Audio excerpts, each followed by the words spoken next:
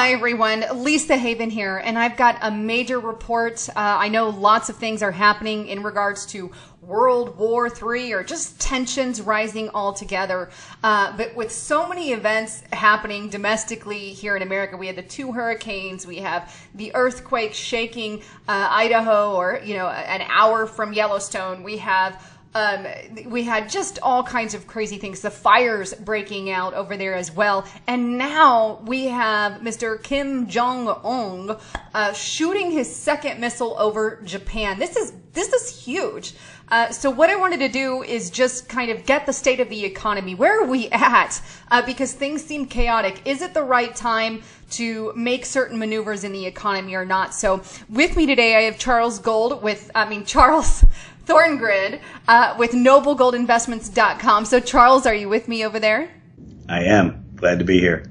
Well, I'm glad you're here. So what's going on? What the heck is happening with North Korea and war? Where are we at?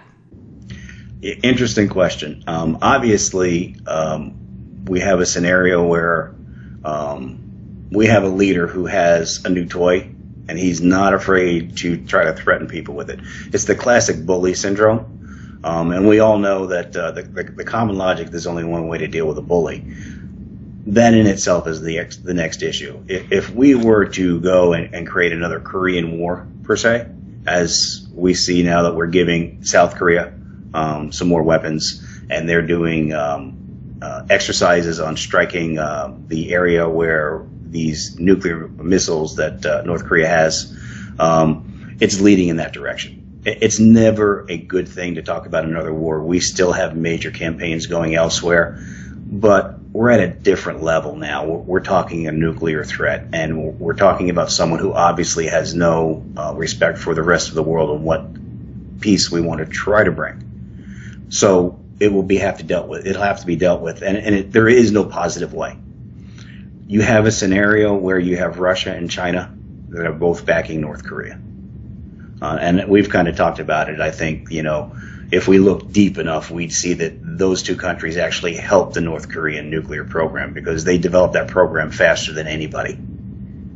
So there's some issue there. You have the rest of the world. You don't think China is on our side on that marker?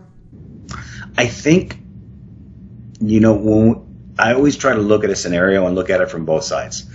We have our side. We want things right for America. We like peace in the world. That usually leads to us being in the leader's chair, being the leader of freedom, trying to be the leader of economy. You look at another country where you say, we'll call China and say, they want that seat. They've been building infrastructure for it. They've been building commerce. They've been building manufacturing. America got to where it was because of the ability to manufacture items. So when we gave that over and outsourced that whole process, we gave China the ability to think, maybe we should be the lead. Maybe we should have the big seat. So China's going to do things for their interest. And because they're such a secretive nation, it's hard to know what they do and don't really do. They are the leaders of misinformation. So you have to look at it and say, if I'm going to evaluate this scenario, I have to look at it from their frame of mind, which means that these are the things they should be doing. They should be creating a threat that's not directly related to them. They should be interfering with our dollar. They should be interfering with the way gas is sold. And that's the new thing now. The yuan is now available to trade for oil. That was always the dollar's job for many years, since 1972, in fact, the petrodollar. So they're doing all the things to take our seat. So we have to be aware of that. And that leads us to this point. We can look at them and say, oh, they're horrible. And for us, they are. But for themselves, they're doing themselves a great service. Do you think we're going to go to war with North Korea, like a real one? I mean, look, he has an EMP capability. I did a report, years ago. I told people he's got that ability, and it came out in earlier reports leaked by congressmen and senators years ago, and then obviously recently now he's out of the bag. The cat's out of the bag again, as I like to call it. And lo and behold, he has the EMP capability. So I think Donald Trump is walking on some pretty dangerous ground here. And it may be what the globalists and those pulling the strings, what they want. Will we see war with North Korea, in your opinion? It's interesting. It won't be declared a war. The first one wasn't, so this one really won't be either. It'll be a skirmish. And if we do see a war, it's not going to be something that the whole world takes part of. It's going to be a fractured war. And we've had too many of those. But we have that scenario again where we say, okay, do we allow it to keep happening and not intervene? Or do we do what we think is the right thing and put an end to this madman before thousands of people are lost, lives are lost because he wanted to play with his new toy? So it's a big question. And it's a big from an economic standpoint as well. Again, we have that whole infrastructure with China, but we also have the manufacturing base. If we see some form of a war, that manufacturing base goes away because China's not going to readily supply things to us. We will say we're not taking Chinese products anymore, but we don't have the ability to replace it instantly. So we will run into a scenario here where a lot of our GDP is wrapped around products that are not necessarily made here in the United States, but they're under a United States-based company and they're manufactured outsourced overseas. So you have the lack of products is one issue, and then you have the lack of sales from the companies that are on the stock market and on the exchanges, and more importantly on the bond market. That's where this all gets really hazy. Because if you don't have the sales, how do you continue to say, oh, my stock should go up in price? And if the stocks don't go up in price, most people's investments go down because they're involved in the stock market in some form or fashion, whether it's a mutual fund, direct investment, their 401ks, their IRAs, annuities. These are all things that are based in the stock market. So it creates a lot of doubt. And more importantly, it'll create a loss of sales and revenue.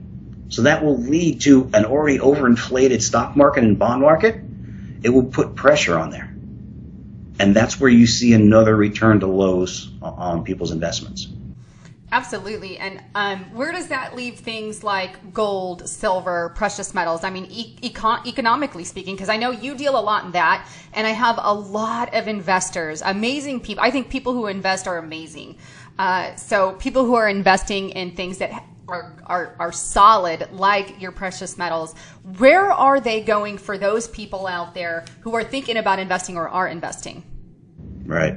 Well, anytime you see the stock market and the bond market pull back, and when you see them pull back together, which I think we'll see, you have the counter effect. That's what precious metals do. That's why it's always been considered the safe haven, because it'll go up to help offset that loss you're getting from the other markets. And this is why people always say, don't put all your eggs in one basket. And this is what metals do. They're that different basket for you. And when you see that decline on one side, the other side goes up, just like the seesaw. And that's what they're meant to do. And that's in the best case scenarios. In the worst case scenarios, you'll see where they not only offset the loss, but create quite a gain. And that's the important part of it. So will war help or hurt those investing? War will help metals investors. War, I'm going to say something here that's not so nice, but if we're going to be truthful, wars used to be great for the economy. Because what it would do, and this is where it gets rough, it would create loss of life. And you'd have people being able to get better jobs because there's now more jobs available. And the industrial side of the United States then picks up to replace military items and war spending. But nowadays, that war is not the same. We don't have the massive loss of life that we did in previous wars. And that's why war always made sense on an economic standing. If your economy was horrible and you had a good enemy, you could go to war, you could create more jobs for more people, better paying jobs. So it helped economically. Now, we're talking big picture here. This is, your global elitist kind of a scenario. For you and I, the loss of life sounds horrible. And it is. It really is. But if you're looking economics and you want to look big picture, that's why wars were important. It created a unity in the nation. People were willing to sacrifice for a cause. And it created military jobs, which is, again, just government spending, which leads us to more debt as well.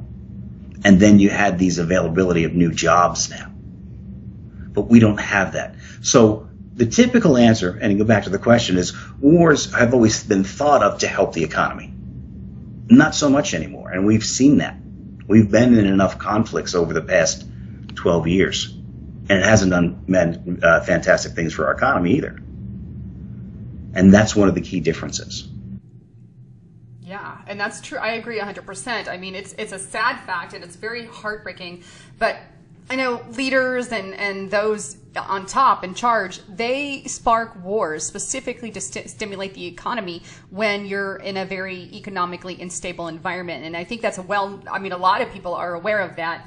And that's, again, I mean, like, it's a horrible situation, and I hope we do not go to war. And like you said, I think we could see like a fractured thing. We could see, similar to what we've seen in the past. Absolutely. And we won't know which way the cookie's going to crumble, but either way, now is the time, not tomorrow, not after war, but now is the time to invest in precious metals, gold and silver. And you offer that at Noble Gold Investments, and you have a phone number even if people want to call that. And look, I just want to add a disclaimer. I am very particular about who I am with and who I do. I've turned lots of people down, and I like who you are and what you do because I believe in your product and I know you know your stuff. So I've talked to lots of people who don't know their stuff, and I'm like, yeah, no. I need someone who really knows inside information, and that's you. So if you guys are looking to invest in gold, silver, do that through Charles. He is amazing. So can you share some of that information for the viewers out there? Yeah, get a hold of us, give us a call. You can go to our website, Noble Gold Investments. But really what you want to do, and here's where most people get stuck. They have a question, they're not sure it's right, and they say, I'll get to it later. One of the easiest things to do is to give us a call and ask the question. We're very friendly. We're here to help. We're not a high-pressure organization, and you can see that in our reviews. And if you give us that call, find out, then you're using the best information you can to make a decision. So I think the most important thing is to give us a call. We'll get some information out to you. Look at our website. And then you can come up and say, okay, you know what? This does feel right. These are the people that they seem to be. Let me go ahead and start the process, or let me go ahead and get some more questions answered. So that's the most important thing. Give us a call. I encourage everybody, give them a call. Even if you're on the fence about it or thinking about it, you can convert your 401k into a Roth IRA, right? You can do that.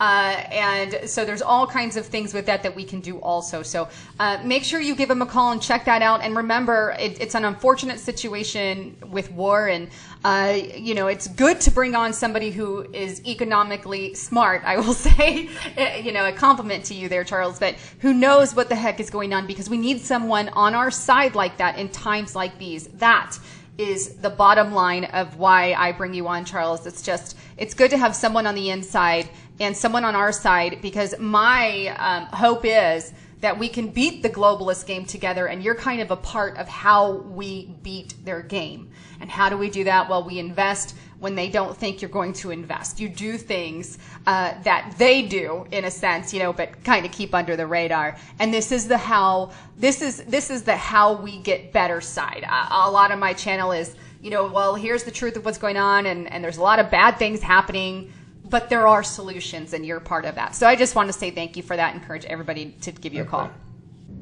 It's always important to know that there's a solution.